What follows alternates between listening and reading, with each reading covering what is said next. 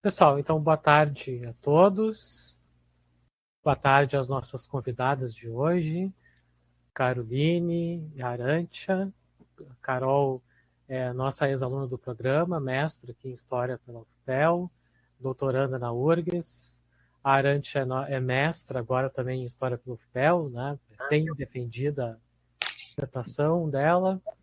Então é um prazer estar aqui com todos vocês, né, nessa tarde para a gente ouvir as duas pesquisadoras convidadas para abrir a segunda edição do ciclo de debates.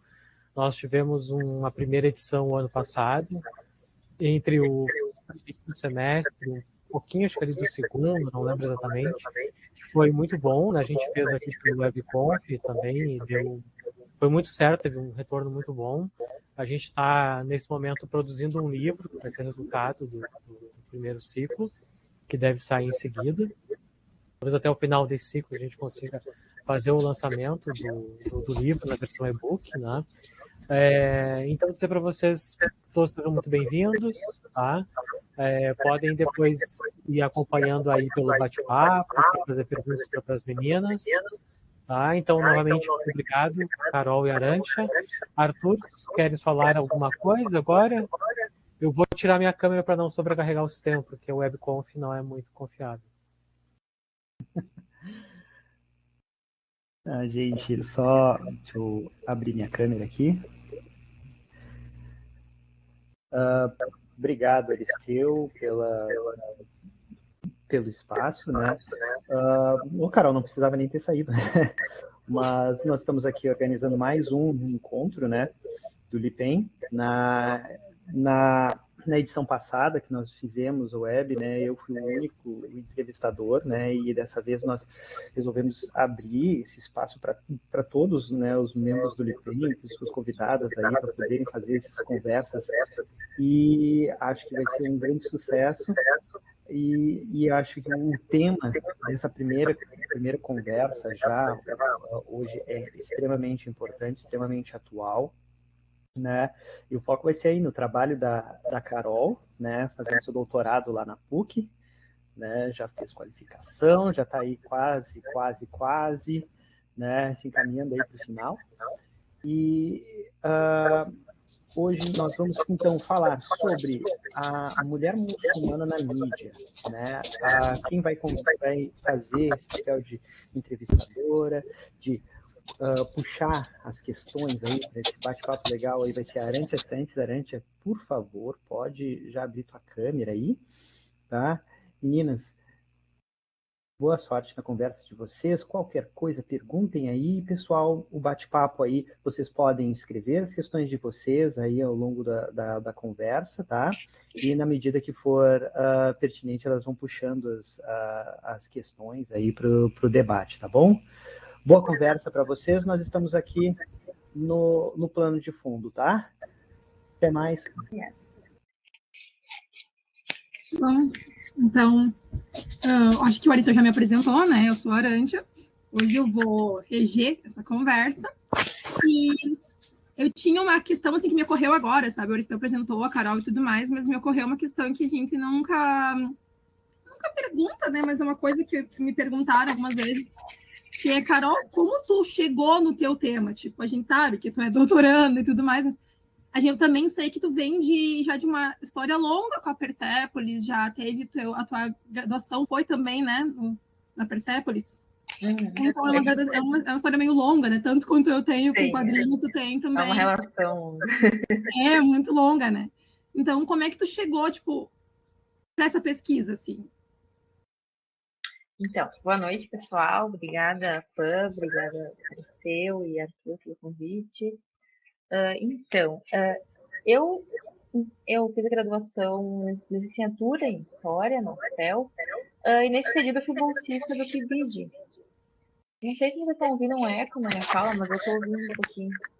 Não, eu não escuto eco nenhum. Então, eu fui bolsista... Tem a Sara falou que tem eco, e o Arthur...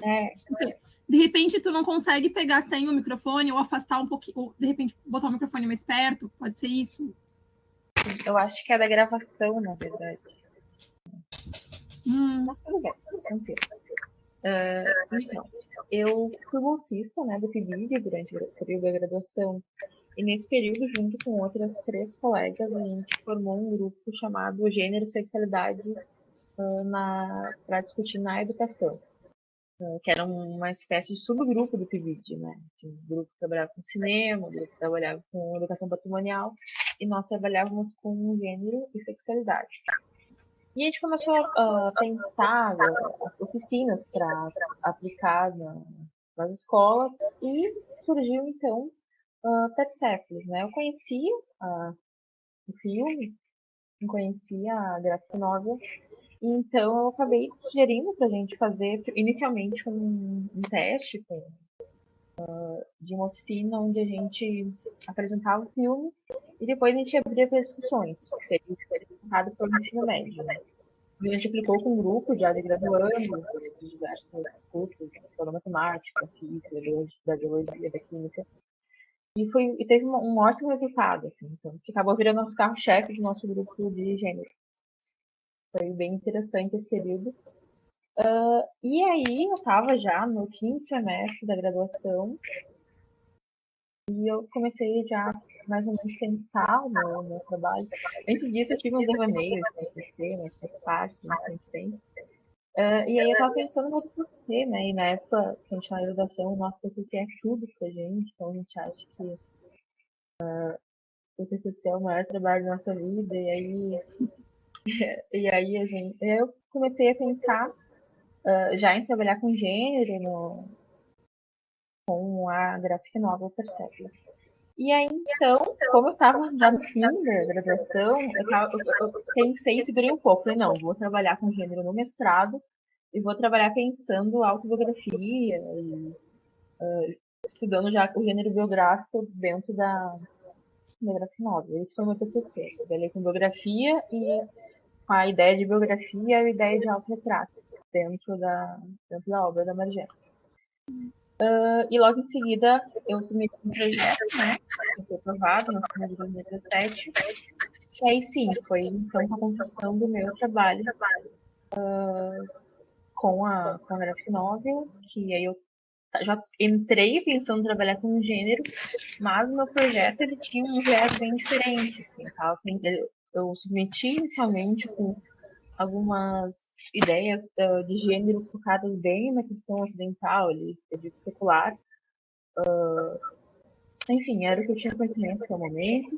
E ao longo das minhas leituras eu acabei trazendo a ideia de pensar a literatura iraniana, de descendentes iranianos, enfim, e muçulmanas também, para acrescentar essa discussão de gênero e religião, que é o que acabou culminando a minha dissertação, que eu dei o título de Não nos submeteremos ao Shah nem ao Ayatollah, relações de gênero e religião em Persépolis e Bordados da Marjane Satrapi. Eu não vou entrar muito para falar sobre as obras agora, vamos deixar para depois, mas basicamente essa foi a minha trajetória. Aí ao longo do mestrado, eu tive umas experiências muito boas aqui na cidade de Pelotas, porque enquanto eu lia, né, a gente tem aquela aproximação cultural um pouco de pensar. Eu estava estudando um caso específico, né, que era a questão do Irã, mas tinha o fator da religião ali presente o tempo todo, e de ler mulheres muçulmanas também faz toda a diferença para eu começar a ter outro olhar no meu trabalho. Enquanto leio mulheres muçulmanas e mulheres iranianas, eu comecei a pensar que experiência eu teria frequentando uma mesquita também. E aí eu tive alguns contatos aqui, aqueles contatos que a gente tem no Facebook, a gente vai indo atrás. E eu tinha uma amiga que ela é muçulmana. E aí, através dela, eu comecei a participar das aulas para mulheres no mesquita aqui da cidade. São aulas que eram realizadas aos sábados. E aí, nessas aulas também, assim, foi um fator essencial tanto para finalizar ali na dissertação, tem um pouquinho mais, né, de aproximação cultural com o que eu estava escrevendo, porque essas aulas, elas eram bem focadas na questão da releitura das fontes sagradas, né, pensar o Corão focado na realidade de Pelotas, assim, então eram aulas bem didáticas, né, que as aulas eram dadas, né, pelo imã da mesquita. O imã é o sacerdote muçulmano, pela esposa dele. E aí eles tiravam o tempo deles justamente para discutir. Eram cerca de 12 mulheres que participavam. A maioria era mais ou menos da minha idade, assim, o pessoal de 18 a 25 anos. Estava ali aprendendo sobre religião, então tinha um grupo de revertidas, né, que é como dentro do Islã é chamado o pessoal que tem essa ideia de voltar à sua origem, ao Islã, né, que então tem a ideia de reversão, em grupos de descendentes de palestinos. E acabou, inevitavelmente, tendo esse destino para virar o meu projeto de tese, que é o que eu trabalho agora com palestinos aqui em Pelotas. Mas, enfim, acabou sendo essa. Nem tudo é por acaso, mas acaba sendo um caminho ali que a gente vai percorrendo, que as coisas vão acontecendo, que a gente vai conhecendo as pessoas e é o caminho, né, que a gente toma. Quando tu falou dessa questão das aulas, tu falou da questão de religiosidade, e aí me ocorreu uma outra questão que é bem presente no teu trabalho, que é a questão da religiosidade com o feminismo islã, né? Porque a religiosidade ela é bem presente nesse momento, né? E aí eu queria te perguntar uma coisa que é tipo, como tu relaciona isso, sabe? Como é o feminismo islâmico, as vertentes que ele tem, porque a gente sabe que não existe só um tipo de feminismo, então não vai existir só um tipo de feminismo islâmico também, né? Exato. A criação, eu digo, a pergunta que eu quero te fazer é como que surgiu, assim, como tu vê que surgiu os feminismos islâmicos, as vertentes que eles têm, quais são as bases, os princípios. E aí tu falou também da questão de ter contatos, né, influências. O que tu vê quem tu vê hoje em dia como uma grande influência no feminismo islâmico? E é muito legal tu também começar por isso, porque geralmente a gente acaba começando a falar sobre o grafo novel, sobre o nosso objeto, e a gente acaba deixando para depois para discutir isso e pensar sobre isso inicialmente facilita muito para pensar depois, né, esses pontos. Para quem também não conhece, né, porque eu sou uma pessoa que tem pouco conhecimento nessa área, então eu sempre procuro pensar, olha, o que eu gostaria que as pessoas falassem que eu também não sei, sabe?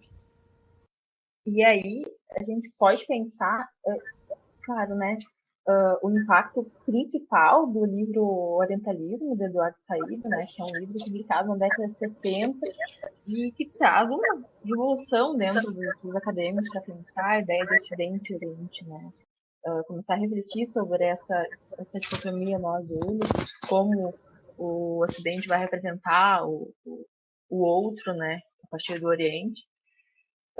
Ter esse olhar mais direcionado à cultura, e tudo isso aí, inevitavelmente, acaba afetando também os estudos de gênero. Né? Nós temos até hoje estereótipos reforçados na mídia, já que nós estamos aqui falando hoje sobre a mídia, né? São esses discursos coloniais da salvação que a gente vê hoje se a gente ligar a televisão. E é o mesmo discurso disseminado, enfim, não ao longo de toda a história. Talvez até a própria versão de feminismo que a gente vê, assim, aqui, né, nesse lado do país, seja diferente do que as meninas feministas islãs têm, né, tipo, que a gente enxerga aqui através, talvez esteja até, por isso que eu te perguntei dessa questão das bases do feminismo lá, porque o que a gente vê aqui pode ser completamente, o que a mídia passa para nós, pode ser completamente diferente do que é realmente feito lá, né? Sim, total. E também tem aquela questão, né? O tipo de feminismo islâmico que a gente pode pensar ser aplicado aqui no Brasil por muçulmanas, convertidos, por muçulmanos, descendentes, imigrantes. E também o tipo de aplicabilidade de pensar o feminismo islâmico num país como o Afeganistão, por exemplo. Sabe? Então nós temos todas essas possibilidades. E aí tem um artigo bem interessante que está começar a pensar o que é o feminismo islâmico, começar a pensar as bases dele, que é um artigo bem clássico, que se chama As Mulheres Muçulmanas Precisam Realmente de Salvação. É uma pergunta o nome do artigo. É da Lila Bulugoda. A Lila Bulugoda, eu acho que é sensacional ela, porque ela é muito introdutória, ela é muito... A leitura dela é muito boa. E esse artigo foi trazido para o Brasil em 2012, o artigo de 2001. Então, um artigo que já chega antigo aqui no Brasil, um artigo que já é um clássico e já chegou aqui no Brasil. Então, para a gente já ver quão atrasado estão nossas discussões aqui, né, sobre esse tema. Enfim, a Lila Bulugou, nesse artigo, basicamente, ela pensa nessa recuperação histórica de um feminismo no Oriente Médio. Ela vai fazer alguns reexames, né, para pensar essa dualidade de Ocidente e de Oriente, ou seja, o saída abriu o caminho para que os estudos de gênero conseguissem passar dentro ali do caso do Oriente Médio, enfim, do mundo muçulmano. E aí, então, ela traz essa dualidade entre Ocidente e Oriente e reflete sobre a obsessão norte-americana, enfim, ocidental toda pelo uso do véu. E ela usa como exemplo a guerra ao terrorismo, né, de 2001, que vai se justificar, então, por querer salvar as mulheres afegãs. Então, isso é um artigo de 20 anos atrás, mas que é super atual. Então, assim, para refletir o momento que a gente está vivendo agora, eu super recomendo ler esse artigo, né? Porque é um artigo que ele começa a partir do discurso da esposa do Bush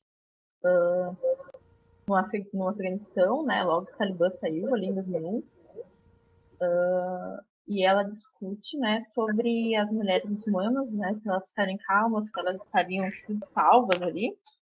E também discute sobre questiona algumas mulheres sobre por que elas continuaram usando a burca.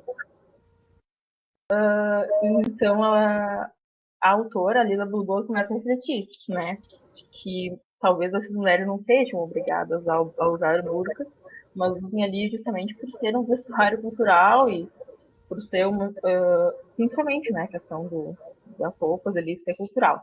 Mas enfim, refletir também sobre a questão da decolonização do pensamento para pensar o Oriente Médio também é muito importante, né?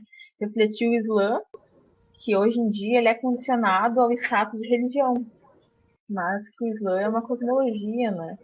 Que foi relegado a esse status de religião, mas através de uma coisa chamada epistemicídio, que um autor bem famoso, assim, que é o Graham fala, né? Que é matar, né, a epistemologia do Islã, que são saberes, são projetos, são tradições, são músicas, políticas, formas de viver, e que no Ocidente foi condicionado ao status de religião.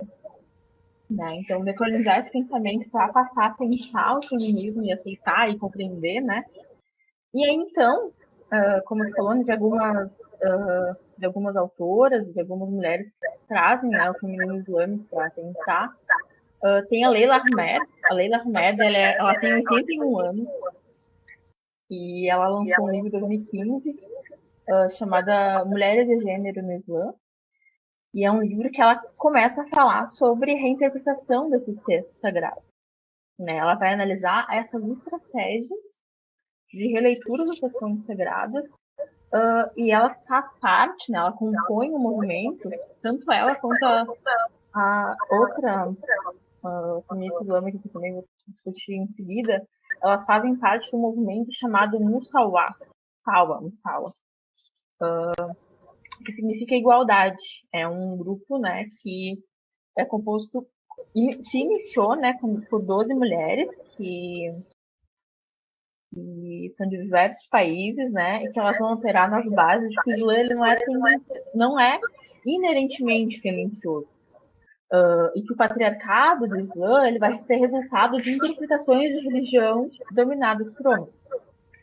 E aí, aqui no Brasil, a gente tem um exemplo da Cila Lima, que ela defendeu uma tese em 2017 sobre o feminismo islâmico, uma tese sensacional, que ela analisou na USP, que ela vai buscar, então, essa recuperação da chamada UMA. A UMA seria o espaço compartilhado por homens e mulheres de maneira igual dentro do Islã. E aí, então, ela vai pensar nessa metodologia de releitura dos escritos novamente e trabalha com quatro maneiras de interpretações, tanto do Corão quanto da história do Islã. Seria o Ijtihad, que é a interpretação das fontes, o Tafsir, que são os comentários sobre o Corão, os Ahadith, que são os dizeres e ações dos profetas, e a Fiqh, que é a jurisprudência islâmica. Enfim, é uma tese interessante para ler, que vale para a gente compreender, assim, e é escrito em português e uma autora brasileira também valorizar o que é produzido aqui. Bem interessante. Bem legal.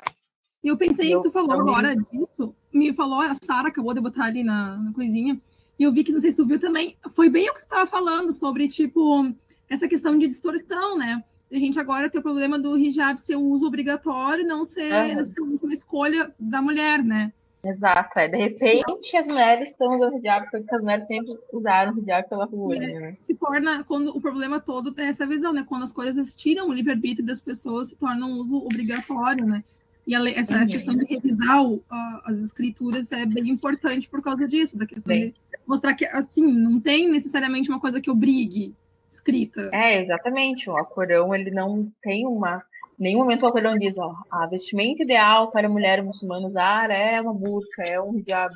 Mas sim, recomendo o uso de um manto. Enfim, isso eu até vou falar um pouco depois, para pensar os usos dos véus, mas é uma questão muito mais cultural do que religiosa.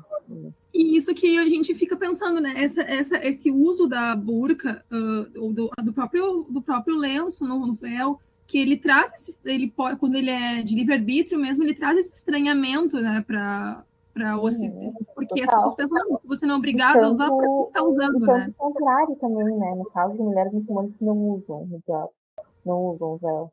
Mas você é muçulmana, você não usa véu? Isso aí acontece bastante, assim, tem uma menina que eu sigo, né, ela é daqui de Pelotas, ela era daqui de Pelotas, e a Hayat Omar, e ela não usa hijab, e ela discute muito bem isso no Instagram dela, assim, a família dela são daqui de Pelotas, originalmente. Isso Ela nasceu acontece aqui em Pelotas. até aqui, isso acontece, essa questão de questionamento acontece em Pelotas ainda. Sim, porque tem aquela questão, né, de querer identificar de algum jeito. Ah, faz todo sentido. Realmente. Daí Só vou finalizar das outras.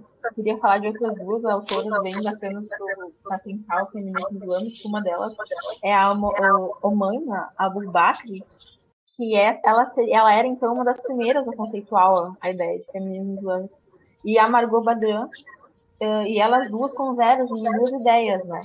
A Abu Bakr, ela acha que o rótulo do feminismo islâmico pode ser um pouco limitante quando ela é usada por estudiosos ocidentais para nomear o ativismo de gênero das mulheres muçulmanas, livremente, sem pensar justamente na questão da reinterpretação das fontes.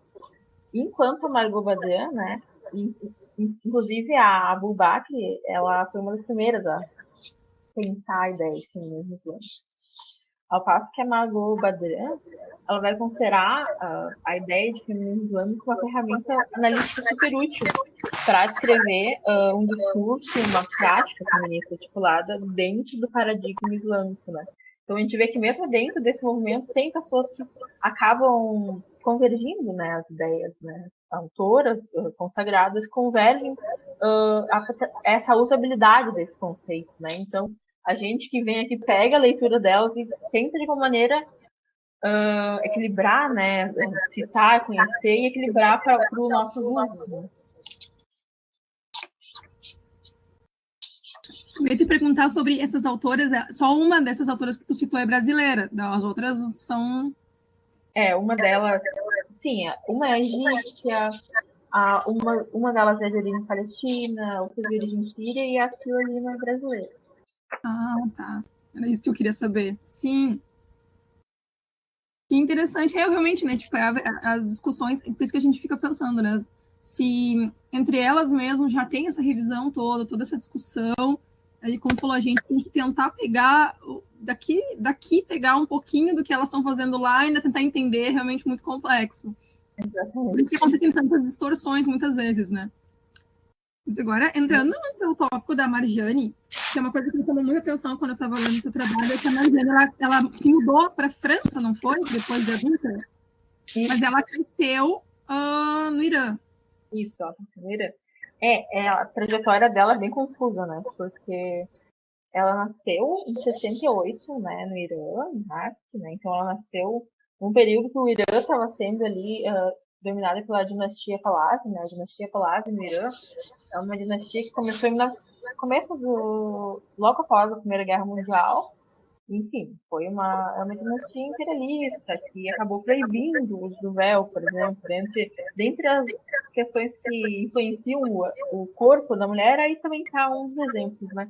A proibição do uso do véu, enfim, uma superindustrialização do país e, enfim, problemas sociais que acabam surgindo com o imperialismo presente e atuante dentro do Irã.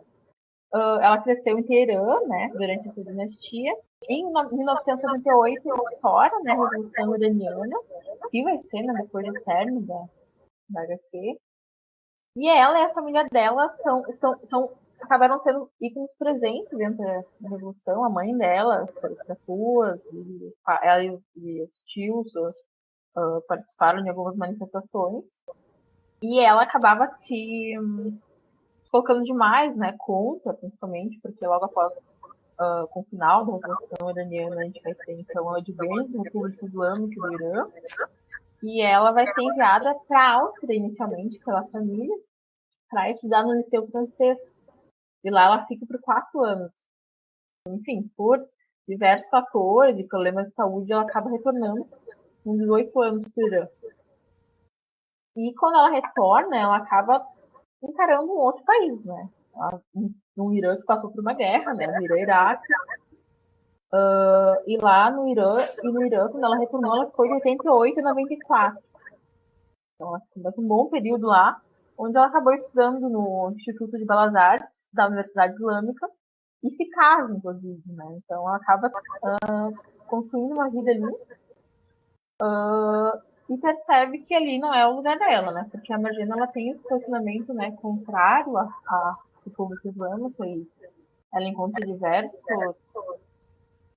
empecilhos na construção de si mesma, né, ali dentro. E aí ela vai para a França, vai para Estrasburgo, inicialmente, e se junta a um grupo de cartunistas franceses, que se chama o Atelier des Vosges. E ali eles eles não se dizem coletivo, né? Um coletivo bem construído, mas o Atelier des Vosges teve presença de importantes cartunistas franceses, como Emile Bravo e o David Guild. E lá, no cerne da Bandera Dessinée, que é como eles chamam, da história dos quadrinhos, eles construíram um grupo chamado, enfim, o Atelier des Vosges, que idealizou a Nouvelle Bandera Dessinée, a nova história em quadrinhos, que seria então pensar as HQs enquanto independentes, né, da arte, da literatura, mas assim como modo de expressão original. E aí então a gente vai ter o lançamento, a partir desse momento vai ter a construção de processos pela autora, que foi lançada de 99 a 2003, né, em 4 volumes inicialmente, e que chegou aqui no Brasil em 2007, né, junto com o filme, que foi lançado no mesmo ano. A Persepolis, ela é uma versão, ela é um autorretrato é uma obra, essa com ela aqui, que a versão que chegou aqui no Brasil, que é uma HQ autobiográfica, né, então ela é construída a partir da trajetória dela, que acabou sendo o recorte da dissertação, que é o recorte que está aqui, né, que é de 78 a 94. Ou seja, todo o período que ela acabou vivendo vivendo no Irã e através dessas idas e vindas também, né, na relação dela com ele. Né? Tipo, então, tipo, isso, o quadrinho trabalha, então, como ela se via depois de todo esse tempo que ela passou fora, voltou com um mundo totalmente diferente. Uhum. E como que foi para ela, tipo, aceitar? Porque eu vi um pequeno pedacinho, assim, que ela estranha muito, quando é criancinha, o uso do véu. E ela permaneceu com esse pensamento de estranhez? Sim. Inclusive, nas primeiras partes ali da HQ, ela falando sobre como ela não se identificava com o uso do véu, né? Porque com cerca de 10 anos de idade, né, que foi quando ela 12 anos de idade, que foi quando foi inventado o uso obrigatório do véu no Irã, né? E a Marjane, ela sempre se posicionou contra, né? A mãe dela fazia parte de passeatas contra o uso do véu. E ela representa muito bem ali dentro da HQ o posicionamento dela, né? O tempo inteiro. Então, tanto de uma maneira artística, como, por exemplo, em momentos que ela precisa representar ela usando o véu, ela coloca ela quase saindo ali do quadrinho para mostrar que ela, psicologicamente, ela não estava bem ali. Ou então representar as mulheres que foram às ruas durante as reivindicações de 8 de março de 79 no Irã. Foi um momento super explosivo, tanto que assim teve caravanas de nomes de feministas ocidentais no Irã que foram contra o uso do véu, foram lá e aí ela representou as mulheres com cabelos à mostra, as mulheres usando véu. E ali ela claramente mostra a posição dela, porque as mulheres que estão usando o véu, elas estão de olhos fechados e representadas de uma maneira mais escura no quadrinho, ao passo que as mulheres que estão de cabelos à mostra, elas estão usando roupas mais claras e de olhos abertos. Então é uma maneira dela de representar ali o posicionamento dela, né, ali dentro. E, além disso, né, em 2003, logo que ela terminou séculos, ela lançou Bordados, que eu trabalhei também na minha dissertação, um pouco menos, mas trabalhei também, que é uma obra bem pequenininha. E é muito legal, porque eu até gosto de dizer, porque ela é uma espécie de spin-off, porque é uma historinha, né, que fala sobre as relações dela com as mulheres da família dela. E se passa em 91, ou seja, ela cabe dentro de um pedacinho de Persépolis ali, que é a preparação de um chá, né, do samovar, que é um chá que demora algumas horas para ser feito, e enquanto o chá está sendo ali feito, as mulheres se sentavam ao redor da mesa e conversavam. Conversas sobre questão de sexualidade, enfim, das relações familiares, né? E aí é um ponto bem interessante também para pensar. Só que aqui é completamente diferente de Persépolis, né? Porque aqui não tem quadrinhos, não. Tem muito texto, não tem quadrinho, e isso consigo mostrar bem. Tem essa discussão aqui sensacional, que tem as falas do balão e a mulher aqui, ela está sendo representada 360 graus ali para falar sobre algumas questões. E, enfim, né? Não sei se cheguei então, era isso. Eu pensei nisso, da trajetória dela, então virou a Persépolis, tipo. Sim, acabou com a trajetória e os posicionamentos dela, né? Porque a Marjana, apesar de tudo, ela tá sempre ali muito consciente da luta das mulheres iranianas, né? E lembrar também que no Irã, ali, o discurso revolucionário ali da Revolução Iraniana, ele vai ser construído nas bases do discurso de gênero. Então, a gente tem os setores da esquerda do Irã vestiram um véu para irem para as ruas como forma de protesto ao governo da dinastia Pahlavi. Então,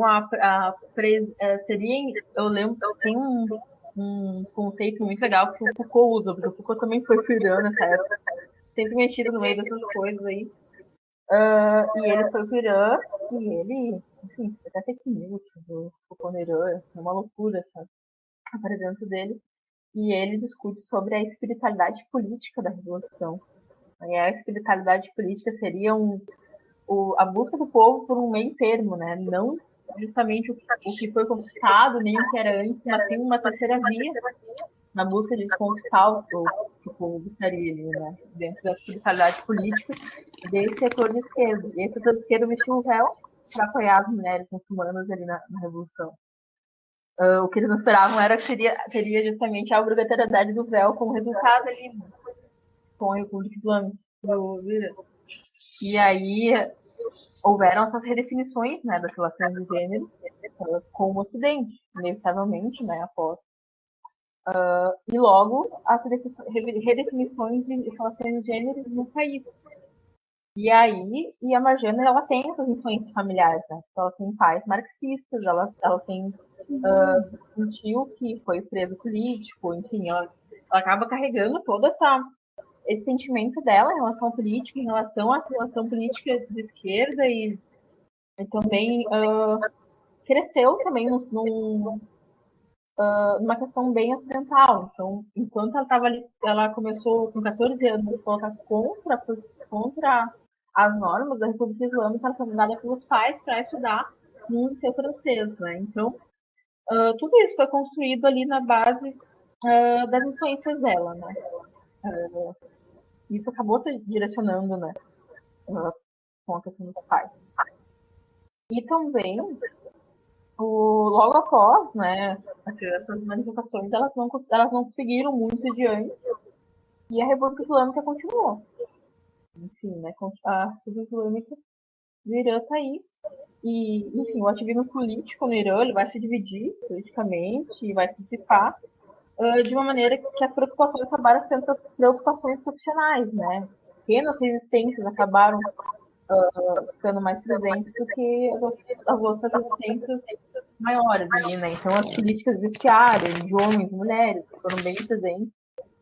Eu até gosto bastante de discutir elas quando estava apresentando nos eventos assim, de dissertação, que a Bastiana representa muito bem essas políticas de relações ao corpo e ao uso do véu, porque não apenas o véu, né, que é o cerne da questão ali da discussão da Magiana, mas sim todo o corpo, né, o ato de deixar umas mechas para fora do capuz e também a maneira de que tu vai vestir a tua roupa, as meias que tu vai usar, ou maquiagem que tu vai usar, a cor do batom, ouvir uma música, e os homens aparar a barba ou não, e colocar a camisa para dentro ou para fora da calça.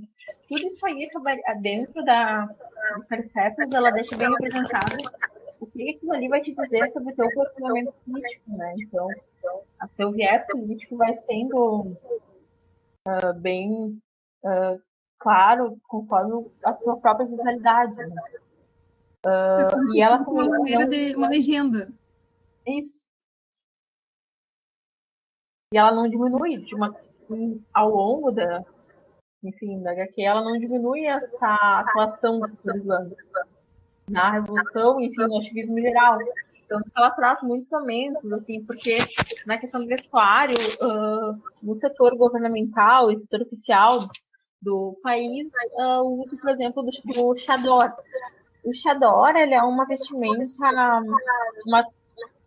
escura, né, que é usada muito no Irã, que é um tecido preto, que não mostra nenhum fio de cabelo, e que ele é aqui, e ele não tem nenhuma amarração no corpo, então tu usa ele por cima da roupa, e tu precisa segurar ele. Muita gente diz que ele é uma das piores roupas, assim, pra ser usada, porque tu tem que estar sempre segurando. Então, como tu, se fosse mãos, um grande lenço gigante. Isso, porque as suas mãos também não estão sempre livres ali, sabe? E são vestimentas para setor oficial, setores governamentais ali no Irã. E aí tem até um momento que a Mariana, ela traz aqui no Persepolis, que ela vai participar de um concurso, né, é artista, enfim, ela tá ali, um concurso de quadros, né, de arte, e ela vai submeter um quadro dela, e ela tenta diversas vezes entrar no ambiente oficial ali do governo, e a primeira vez ela tá com o cabelo à mostra, então manda ela usar um mantô, que é o magné, eu acho que é o que se fala, que é um capuz mais fechadinho, né, que não mostra o cabelo. E aí depois ela retorna, ela faz uma maquiagem, manda ela voltar e botar o capuz mais pra frente também, não deixar ela tanto a testa mostra. E aí sim, depois dessas 3 tentativas, ela consegue adentrar ali o setor governamental. Então mostra todas essas trajetórias ali dela para conseguir entrar lá dentro. Tu acha que, tipo, tu falou dessa questão dessas trajetórias que ela vai falando, que ela vai mostrando como, da roupa, enfim, e essa postura que ela sempre tem bem marcada de ser contra o véu, tu acha que ela se preocupa em passar isso como uma forma de mostrar uma das visões das mulheres pro Ocidente, porque a gente falou, né, sobre a questão das mulheres ter a mídia torcer muito as mulheres muçulmanas, enfim. E a Marjane vem, eu não sei se, mas me parece que ela vem com uma ideia de mostrar, olha, tem vários tipos de mulheres muçulmanas. Tem eu, mas vai ter outra, nós não somos únicas. Então, me parece que ela faz esse recorte de pensar, olha, tem as mulheres muçulmanas que não estão com vontade de usar véu, tem as mulheres muçulmanas que vão usar. E parece que ela tenta tratar, né, no trabalho dela, essa questão de tipo, mostrar mais de uma versão o Ocidente, né? Porque para quem vê de fora, parece que todas as mulheres usam, como tu falou, todas elas vão usar o lenço e as que não vão usar vão ser julgadas, assim, sabe? E eu queria perguntar também da questão falou da questão do, para além do que eu te falei, da questão da mídia distorcer, a mídia trazer um estereótipo de mulher muçulmana. E que estereótipo tu mais vê de mulher muçulmana atualmente na mídia? Então, inicialmente, sim, a questão da Marjane, ela traz muito essa questão, né? Tanto que tem um artigo dela num livro que é da Lila Zanganella, acho que é o nome. Enfim, tem uma autora bem importante, que é a Hamida Selig, que ela, no livro dela, ela conceitua a Marjane enquanto uma das ativistas chamadas da geração rebelde no Irã. É bem interessante que ela, enfim, são livros acadêmicos, super, e ela traz ali a Marjane enquanto uma das ativistas da geração rebelde no Irã. Acaba funcionando ela dentro de uma, enfim, traz gerações de mulheres ali na luta do Irã. E aí a Marjane, ela tem um capítulo, né, num livro chamado Vozes Iranianas Não Censuradas, que não tem no Brasil, infelizmente. Mas ela tem um capítulo chamado Como Ser um Persa. E aí, nesse artigo, a gente percebe muito o amadurecimento identitário dela enquanto iraniana. Porque, muito mais que interceptos ali. Interceptos ali em período até de construção, ela traz muito, né? Porque ela disse que ela mesma disse em uma entrevista que ela escreveu Persépolis para não precisar ficar respondendo perguntas sobre ela ser uma mulher do Irã. Então, tipo, ela, ao invés de responder as mulheres perguntas, ela fala, ó, pode ler minha HQ. E acaba sendo, né, também uma maneira de responder muitas questões, mas a gente ainda tem questões para pensar sobre isso, né? E aí ela é um amadurecimento que ela traz desse capítulo, que ela vai fazer uma crítica à visão ocidental sobre as mulheres muçulmanas. E que ela diz, né, que o Ocidente transforma os muçulmanos em inimigo, o Irã é um país muçulmano e eu sou uma iraniana. Então ela reflete ali que o Irã vai ter extremistas, mas antes de tudo ele possui identidades reais, histórias reais, pessoas reais como ela. Isso aí já diz muito sobre os posicionamentos dela, já amadurecidos e certamente questões que ela mudaria dentro da HQ, assim, não sei. Mas a questão dos estereótipos, assim, eu acho que, o geral, assim, o clássico de...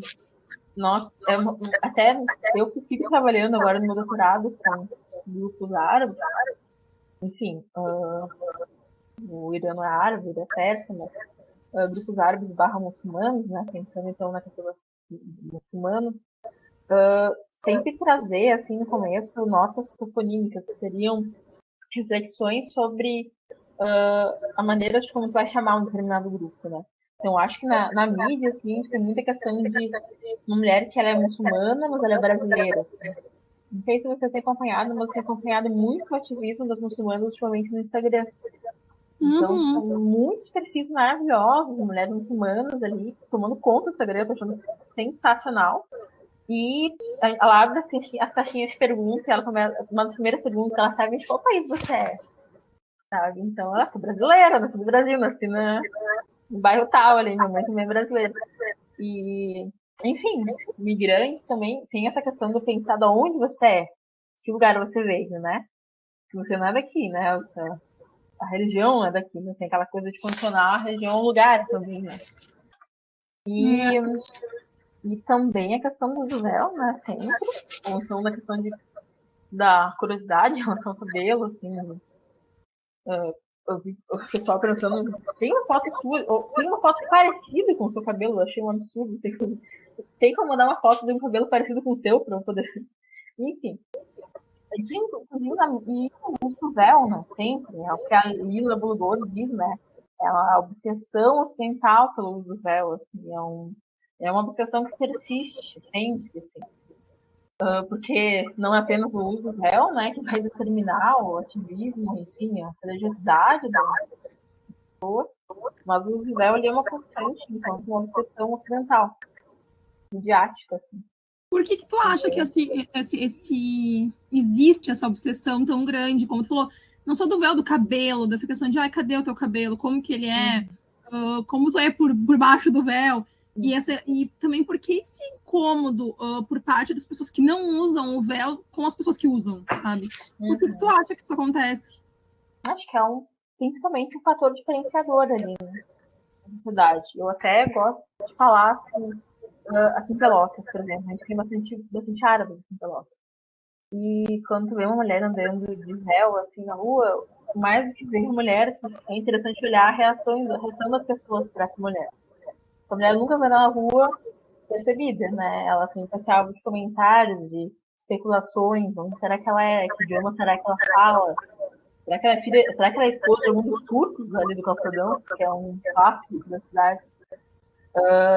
Enfim, sempre é um alvo de especulações, né? Porque acaba tendo aquela ideia que, enfim, mulheres em geral têm vivem essa ideia do corpo ser o público, né?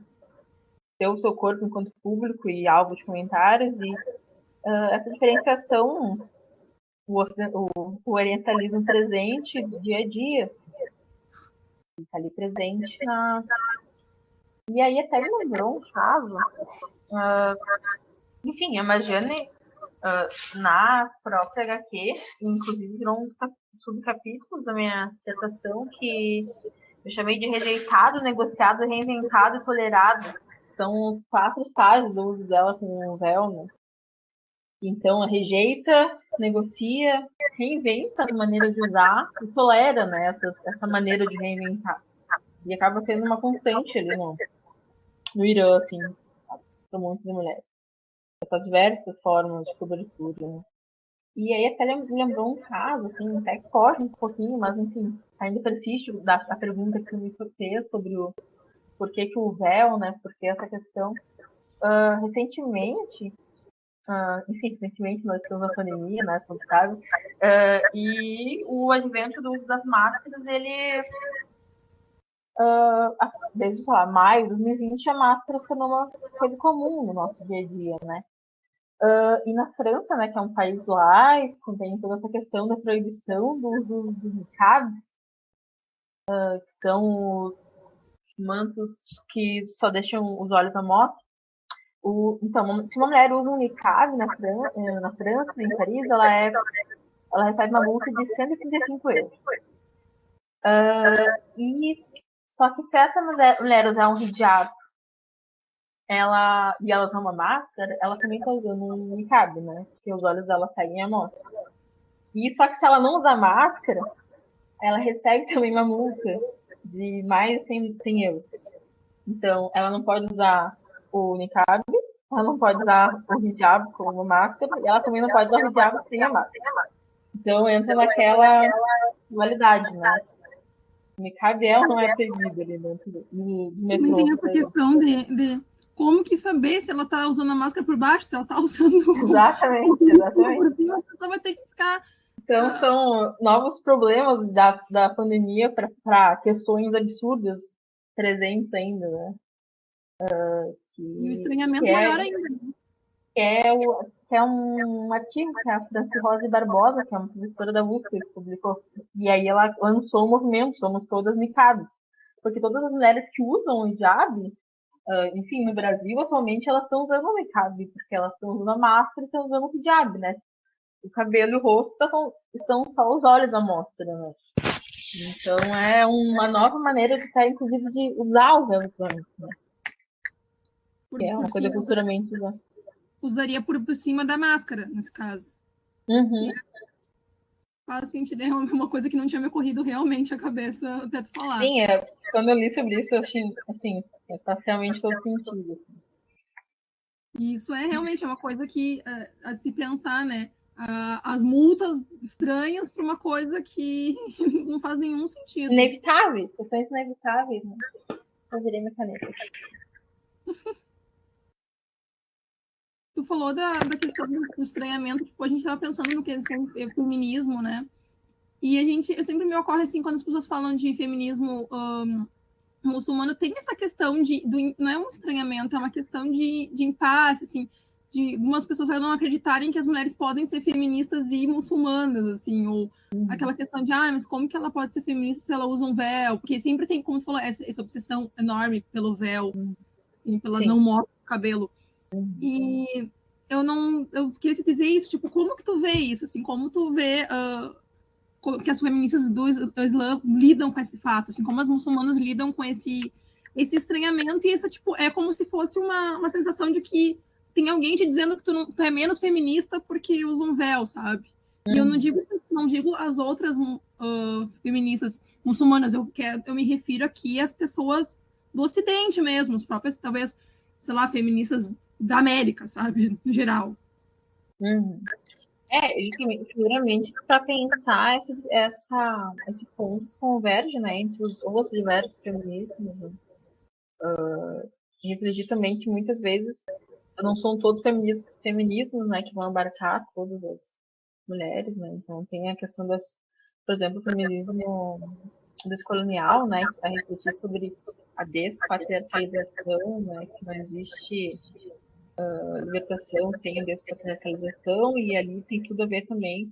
E ali também abraça muito a noção do feminismo islâmico, ali, aqui no feminismo latino-americano e descolonial.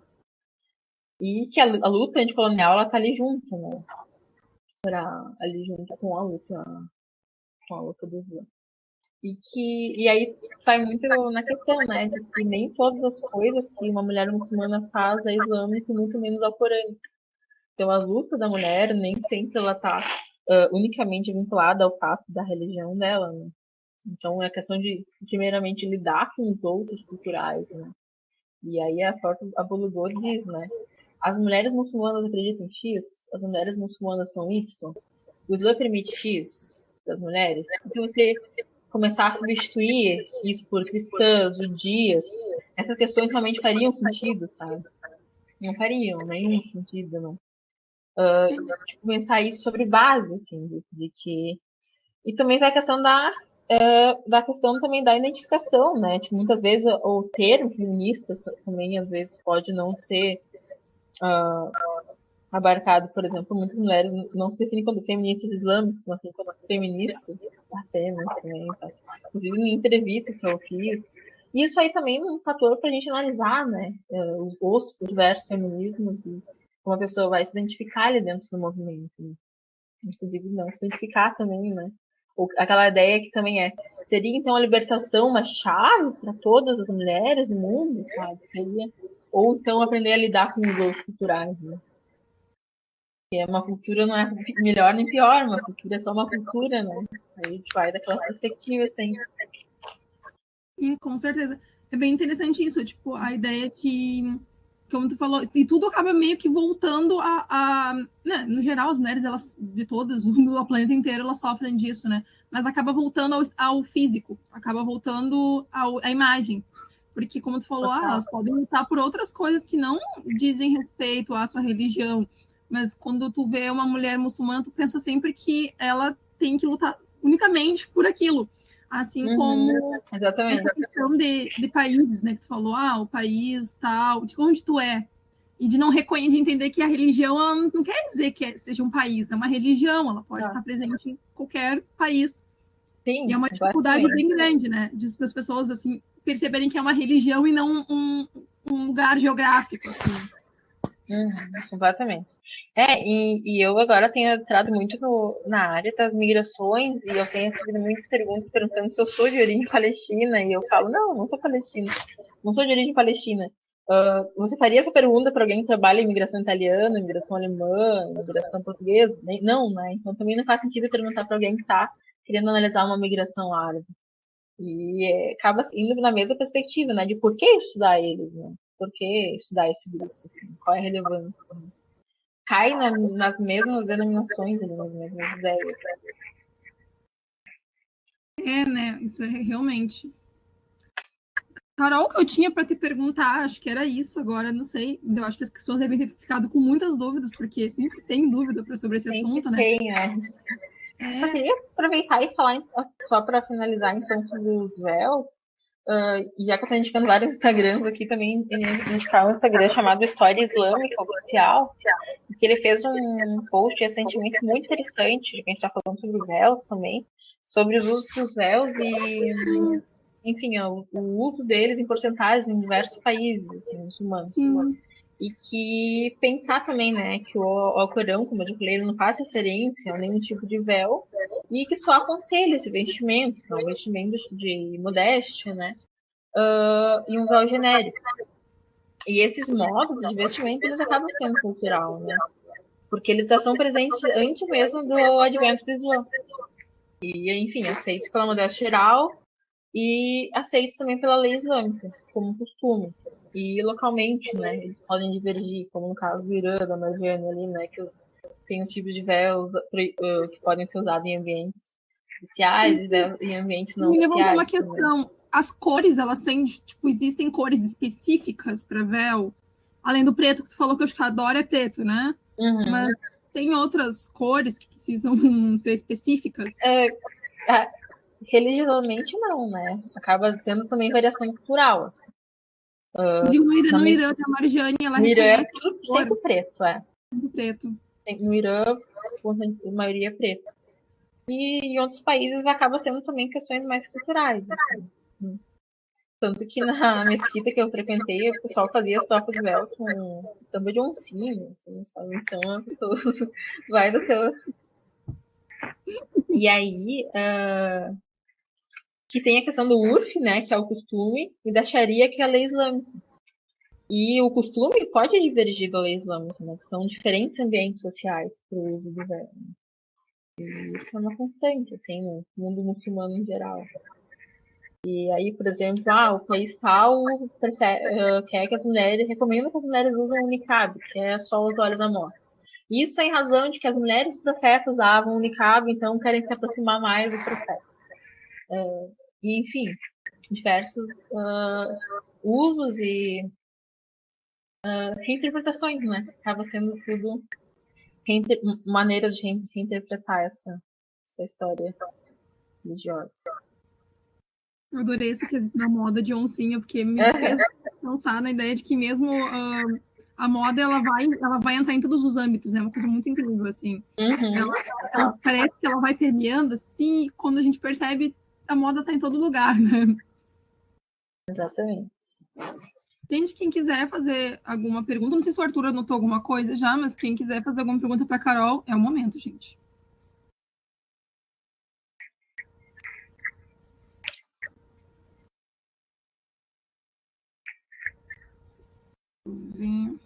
Acho que não sei. Peraí. Ai, meu Deus, eu sou tão ruim nesse sistema, que horror. Pronto.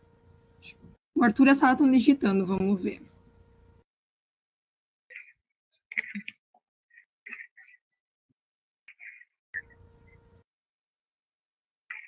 E Carol, quanto à questão atual agora, né, que está acontecendo, tá tudo, né, não tem como não falar da questão atual, né, a gente pensar da questão atual agora.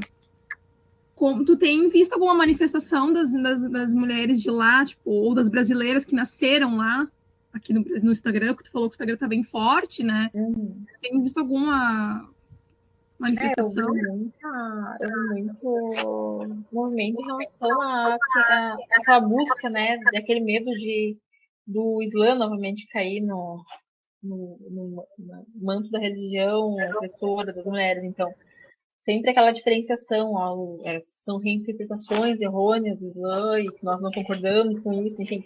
Tanto grupos importantes como a FEPAL, Federação Árabe Palestina, a Sanaúd, que é a Juventude Palestina, e grupos bem atuantes, assim, estão tentando trazer esse movimento político justamente para se diferenciar ali, né? Eu acho que é muito importante. Porque acaba, né, influenciando.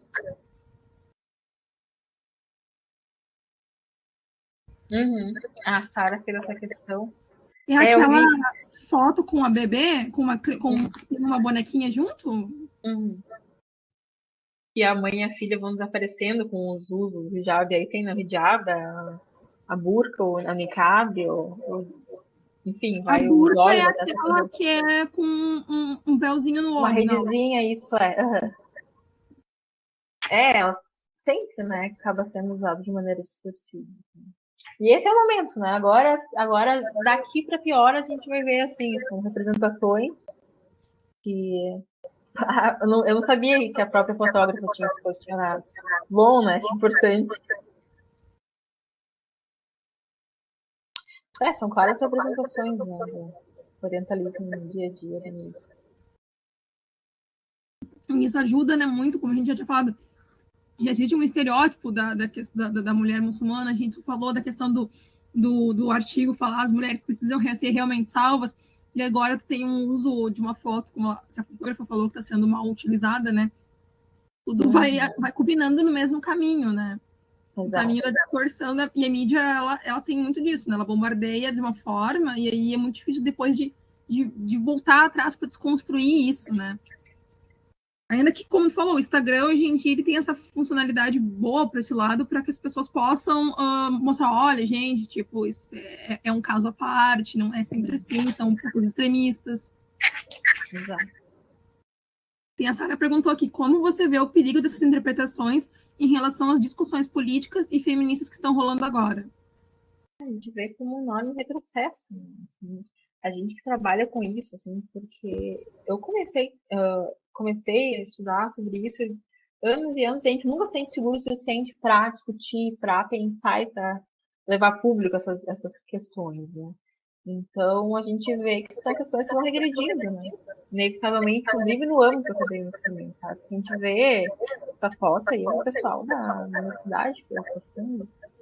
A gente vê que é um ponto que os retrocessos, eles acontecem, né? Eu lembro, assim, um exemplo bem nada a ver, assim, mas, por exemplo, com a novela Clone, que teve, foram anos de, quando colocaram ela pela segunda vez, um pessoal comentou vários anos de orientalismo para ser revertido aqui nas nossas concepções sociais, né?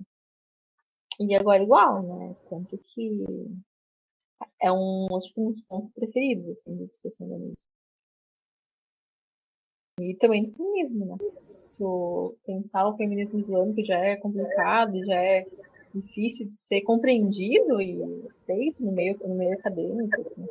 A gente vê muito, né, distorcido. Acho que no geral, né, como eu te falei, assim, acho que no geral é um enfrentamento muito grande de existir o feminismo islâmico. Não só o feminismo islâmico, né, os feminismos de minorias, por assim dizer. Exato, exatamente.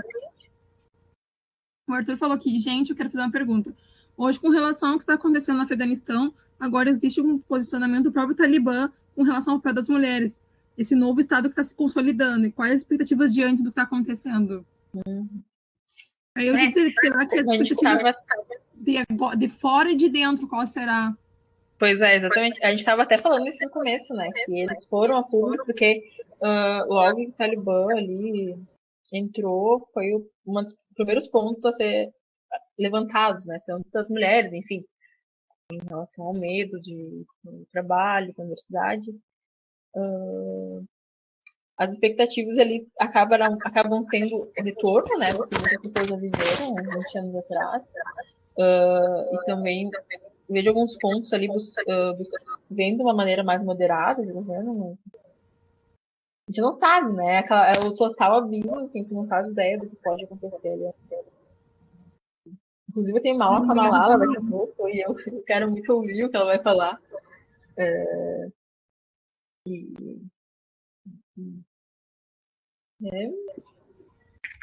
muito a esperar para ver, né? A gente está vivendo isso, a gente tenta adivinhar com o historiador, mas eu acho que não é uma boa alternativa, assim. A gente pode surpreender, a gente pode ficar muito desiludido, assim, em relação às políticas com as mulheres, no mundo em geral.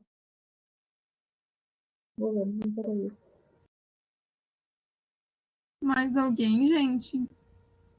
O Arthur tá digitando. Mais alguma pergunta? Gente, eu tô feliz que não caiu. Tô muito feliz com isso. a chuva deu até uma trégua para não faltar luz. Pois é, tava com medo, né? Que essa chuva tava com um pouco de medo de que.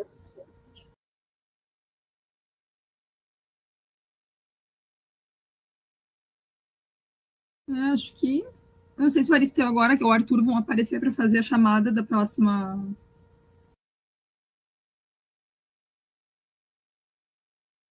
Vamos aparecer sim. É que eu feche a câmera aqui, Arthur. Vamos aguardar, a Sara, acho que eu apareci e a Sara começou a falar, a digitar, ainda tem espaço, não tem tempo ainda para perguntas, viu, gente? Fiquem tranquilos. Ah, não. Obrigada, gente. Obrigada. Bom, então eu Vamos vou... pensar, né, as próximas questões, assim.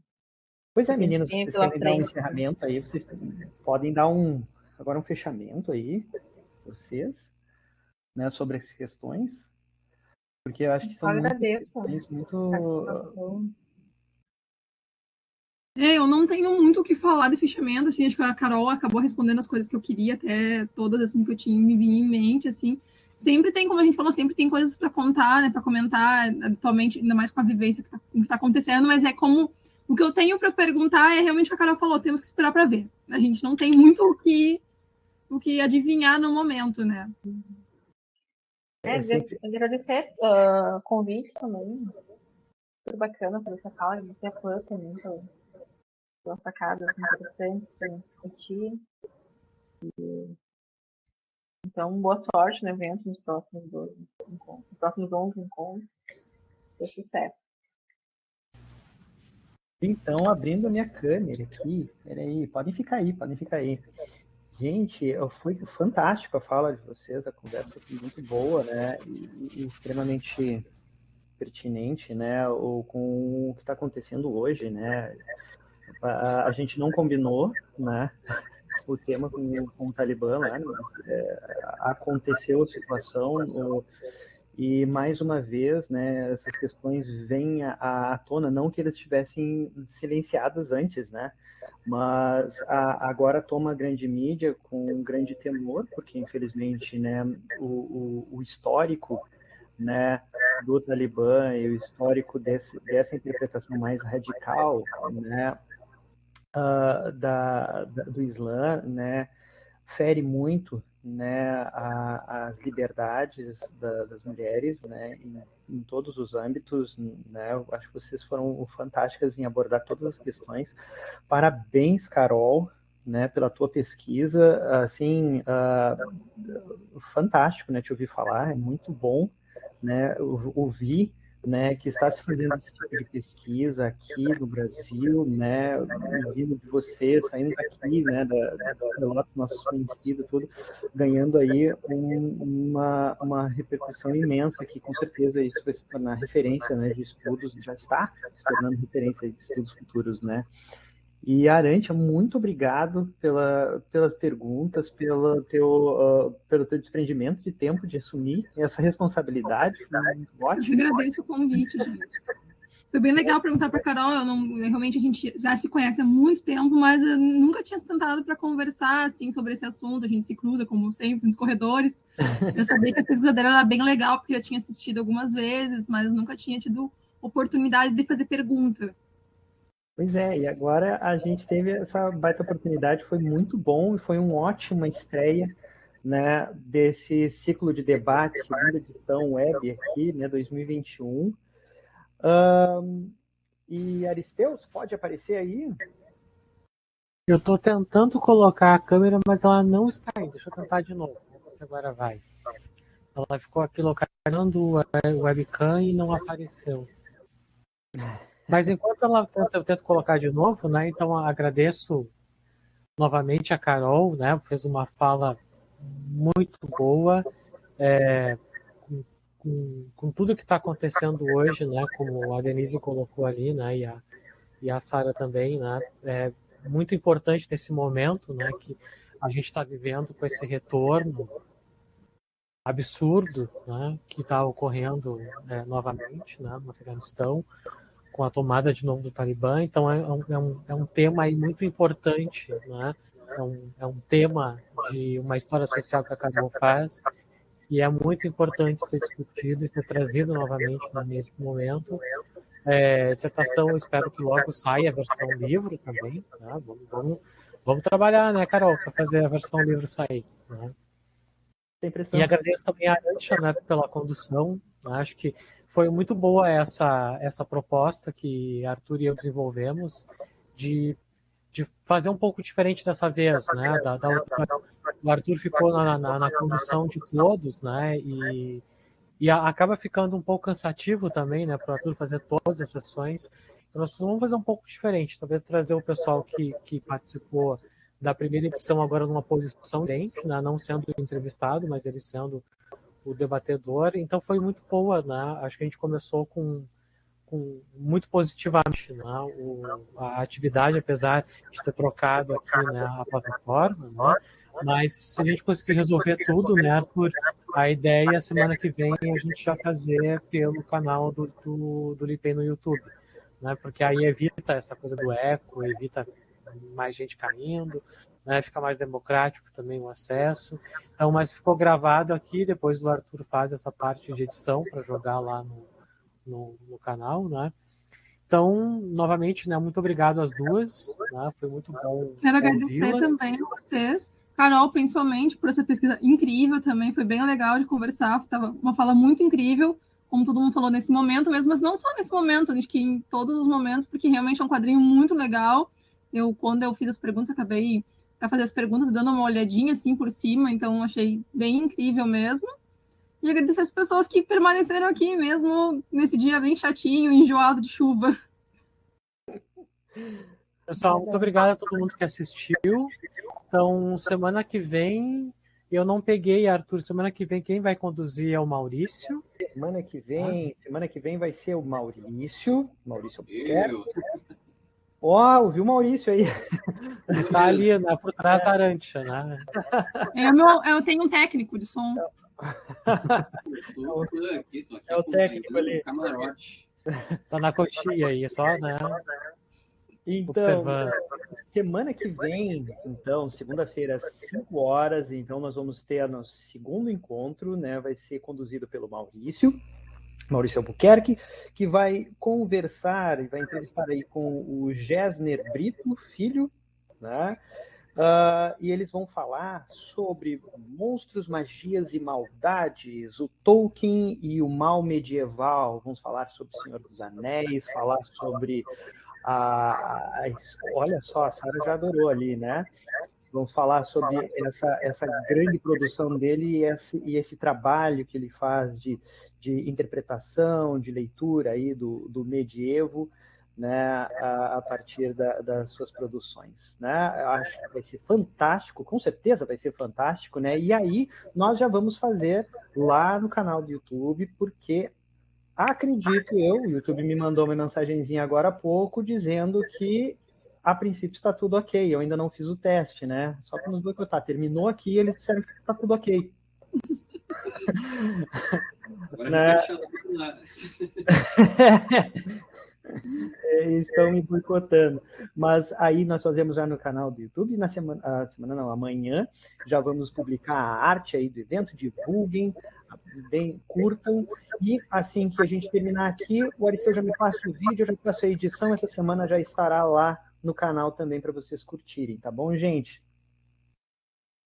Então, pessoal, semana que vem esperamos todos vocês, tá? Divulguem aí para os colegas, para os amigos, enfim, tá?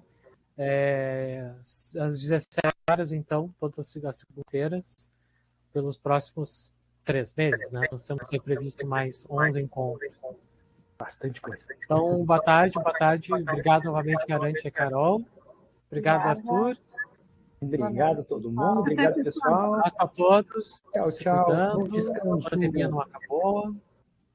E se vacinem. Se vacinem. Tá? Abraços. Tchau, tchau. Tchau.